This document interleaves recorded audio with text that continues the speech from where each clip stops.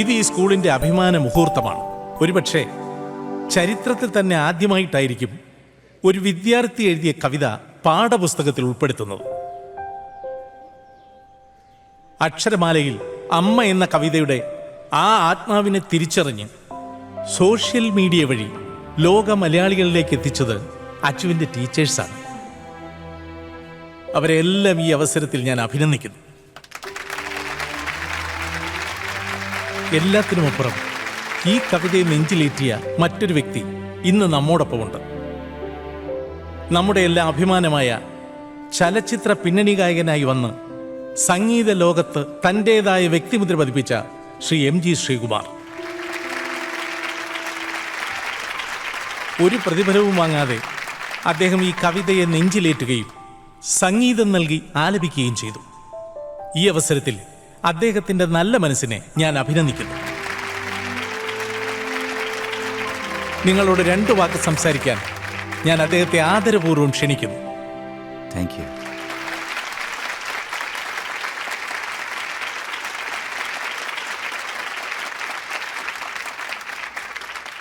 നമസ്കാരം. പ്രിയപ്പെട്ട വിദ്യാർത്ഥിനികളെ, മറ്റ് ബഹുമാന്യ വ്യക്തികളെ, ഈ സായാഹ്നം ഞാൻ ഒരിക്കലും മറക്കില്ല. ഇതുപോലുള്ള നിമിഷങ്ങൾ ദൈവത്തിൻ്റെ വരദാനമാണ്.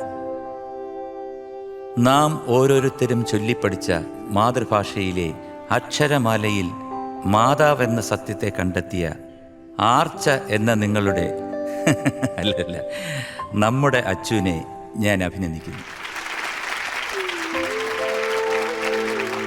ഈ കവിത ഞാൻ പാടുമ്പോൾ എൻ്റെ മനസ്സിൽ എൻ്റെ അമ്മ മാത്രമായിരുന്നു.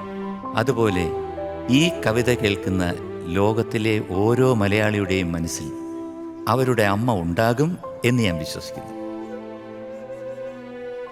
അമ്മയെ സ്നേഹിക്കുന്ന ഓരോ വ്യക്തിക്കും വേണ്ടി, ഓരോ അമ്മമാർക്കും വേണ്ടി ഞാൻ ഈ ഗാനം ഇവിടെ ആലപിക്കുന്നു. കിടിലം സാധനം തന്നെ. ഇത് എവിടെ ഒപ്പിച്ചല്ല? അതാണടാ മൈക്കു, വിരളൊന്ന് ഞൊടിച്ചാ മതി, ദുബായിന്ന് സാധനം പറന്നെത്തും. ഡ്രൈ അടിക്കാടാ. ദേടാ, കുട്ടികളുടെ സംരക്ഷക പോകുന്നു. അവളോട് പോവാൻ പറയണ. ഒടുക്കത്തെ ജാടയാണ് അവൾക്ക്. നമുക്ക് പറ്റൂല. ഒരു പണി അവർക്ക് കൊടുക്കണം. എന്ത് പണി? അവളെ വിട്ടേക്കണ്ട.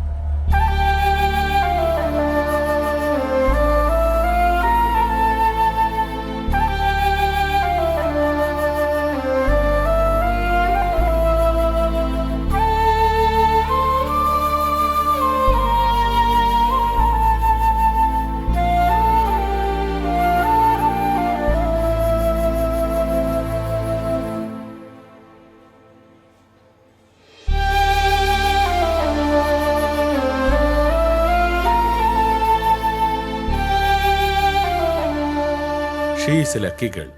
ഇവിടെ എത്തിക്കാൻ കുറച്ചുകൂടി സമയം വൈകിയിരുന്നെങ്കിൽ ഒരുപക്ഷെ ആ കാല് തന്നെ നഷ്ടപ്പെടുമായിരുന്നു. Don't worry about that. മുട്ടിന് താഴെയാണ് 2 ഫ്രാക്ചറുകളും. കുറഞ്ഞത് 3 മാസമെങ്കിലും ബെഡ് റെസ്റ്റ് വേണ്ടിവരും. ഇത് വല്ലാത്തൊരു പരീക്ഷണമായി പോയി സാർ. വളരെ ബ്രില്യൻ്റായ കുട്ടിയായിരുന്നു. എനിക്കറിയാം. എന്തായാലും ജീവൻ തിരിച്ചു കിട്ടിയില്ലേ? അല്ല, ആ വാഹനത്തെക്കുറിച്ച് എന്തെങ്കിലും സൂചന കിട്ടിയായിരുന്നോ? ഇല്ല ഡോക്ടർ, അന്വേഷിക്കുന്നുണ്ട്. നല്ലൊരു അഡ്വക്കേറ്റിനെ കാണണം. സ്ട്രോങ് ക്ലെയിം കിട്ടേണ്ട കേസാ. കാണാം ഡോക്ടർ. അച്ചുവിന്റെ ചികിത്സയ്ക്ക് വേണ്ട എന്താണെങ്കിലും ഡോക്ടർ ഞങ്ങളോട് പറഞ്ഞാൽ മതി. അച്ചുവിനെ ജീവിതത്തിലേക്ക് തിരിച്ചു കൊണ്ടുവരണം ഡോക്ടർ. ഓക്കെ, സ്റ്റുഡൻസിനോടുള്ള നിങ്ങളുടെ ഈ caring I appreciate. Thank you doctor.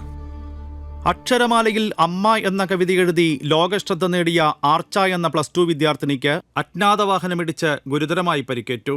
1-ാം class പാഠപുസ്തകത്തിൽ ഈ കവിത ഉൾപ്പെടുത്തിക്കൊണ്ടുള്ള സർക്കാർ ഉത്തരവിന് പിന്നാലെയാണ് അപകടം സംഭവിച്ചത്. ആർച്ച അപകടനില തരണം ചെയ്തതായി ആശുപത്രി വൃത്തങ്ങൾ അറിയിച്ചു. മോളെ, മോളു, ദേ ഇതാരൊക്കെയാ വന്നിരിക്കുന്നെന്ന് നോക്കിയേ. നിങ്ങള് സ്കൂളിൽ പോയില്ലേ? പോയിട്ടാ വരണേ. ആരുടെ കൂടെയാ വന്നത്? ഞങ്ങളാ കൊണ്ടുവന്നത്.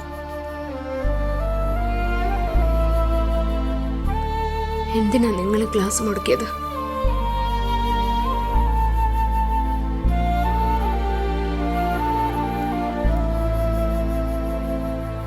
ദേ നോക്ക്, നിങ്ങൾ ഇങ്ങനെയായ തോറ്റുപോകുന്നത് ഞങ്ങളാ.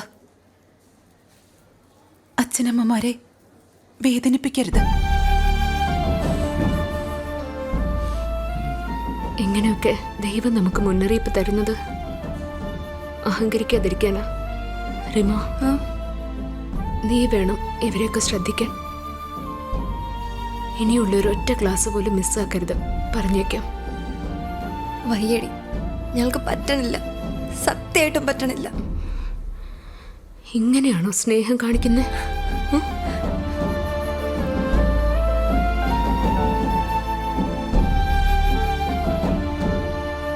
2 ദിവസം കഴിഞ്ഞാ വീട്ടിൽ പോവാന്ന് ഡോക്ടർ പറഞ്ഞിട്ടുണ്ട്. ദേ നോക്ക്, ഇനി ഒരൊറ്റ ക്ലാസ് പോലും നിങ്ങൾ മുടക്കരുത്, പറഞ്ഞേക്കാം. നമ്മുടെ പച്ചക്കറി തോട്ടം നിങ്ങൾ വേണം ശ്രദ്ധിക്കാൻ. അതൊക്കെ മൂപ്പനെ ഫാസി നോക്കുന്നുണ്ട്. മോൾ ഒന്നുകൊണ്ടും വിഷമിക്കണ്ട, എല്ലാം ഇവര് നോക്കിക്കോളും. ഡോക്ടറോട് ഞങ്ങൾ സംസാരിച്ചു, എത്രയും വേഗം സുഖാവും. ഇടയ്ക്ക് ഞാൻ വരാം. നിങ്ങൾ വാ. പോയിട്ട് വരാച്ചു.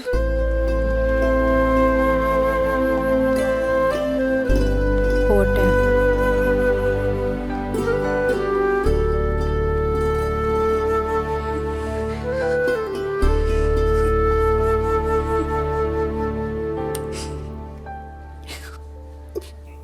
ചേച്ചി ഇങ്ങനെ തളർന്നു പോയാ അച്ഛനും അത് വിഷമാവില്ലേ? കഴിയണില്ല മായേ.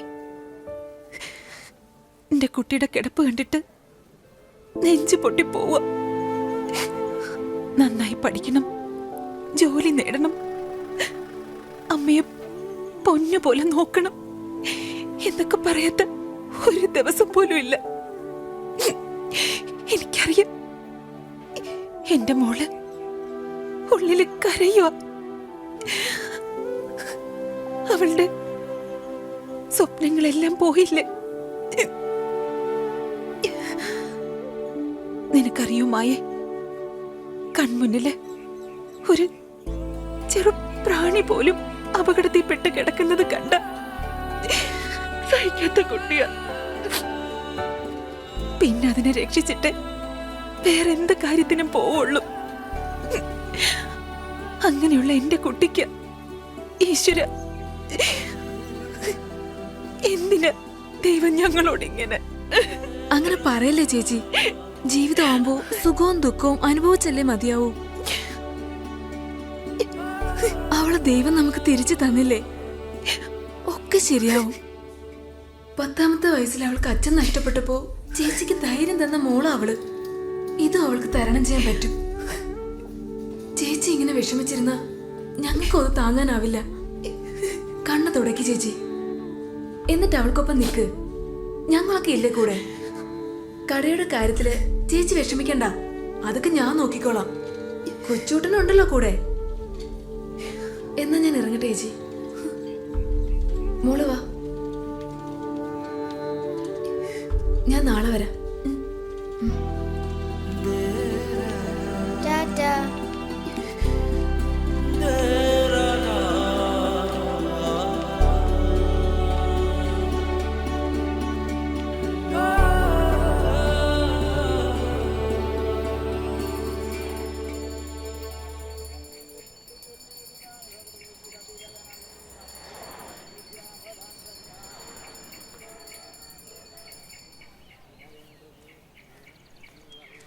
സാറേ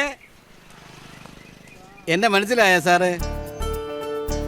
ഞാൻ മോഷണമൊക്കെ നിർത്തി സാറേ. ഇതാ കണ്ടില്ലേ, ആഹാ, ആ മക്കളെ ഞാൻ മറക്കില്ല സാറേ. ഒരുപാട് സന്തോഷമുണ്ട് താങ്കൾ എങ്ങനെ കണ്ടതിൽ. പോട്ടെ സാറേ. ആ, ഒരു ടിക്കറ്റ് എന്നിട്ട് പോടോ. കാരുണ്യം എന്നെ മതി. ഒന്നുമില്ലേലും ഒരു വിഹിതം സാധുക്കൾക്ക് കിട്ടുമല്ലോ. നേരാ സാറേ.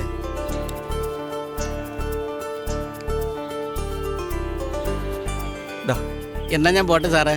ആ, അതാരാ? ഇന്നത്തെ കേരള, ഇന്നത്തെ കേരള. അതാണ് കേരള, ആ കേരള, പച്ചക്കറി കെട്ട വിദ്വാൻ. ആ